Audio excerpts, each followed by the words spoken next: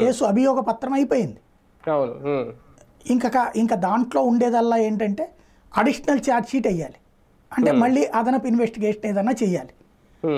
అది కేంద్రం ఏమన్నా కనుక ఇందులో ఇన్వాల్వ్ అయ్యి వీళ్ళు వాళ్ళ మీద ఒత్తిడి తెచ్చి జగన్ ఎలాగైనా చెయ్యాలి అంటే చెయ్యాలి.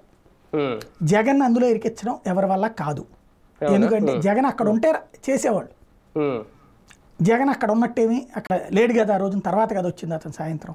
అంటే ఆ రోజు ఉదయం ఫోన్ కాన్వర్జేషన్ జరిగింది లోటస్ పాండ్ లో కూర్చుని. ఫోన్ మాట్లాడుకుంటారు, బోర్డు మాట్లాడుకుంటారు, దాంట్లో ఎన్ని టీవీలు పేపర్లు వచ్చినాయి. కానీ పాయింట్ ఏంటంటే జగన్కి మర్డర్ చేశారని ఇన్ఫర్మేషన్ ఇచ్చారా లేదా, ముందు చెప్పారా వెనక చెప్పారా, ఇవన్నీ కోర్టుకి ఏంటి సంబంధం? కావాల్సింది కోర్టుకి మర్డర్ చేసింది ఎవరు, ఎందుకు. అందులో కనుక సిబిఐ జగనే చేయించుంటే జగన్ అనే చెప్పేది కదా బేసిక్గా.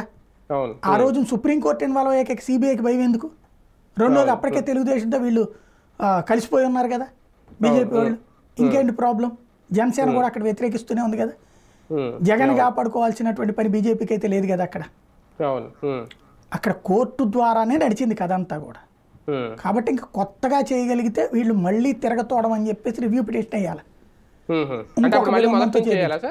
మొదటి నుంచి చేయమని చెప్పాలి.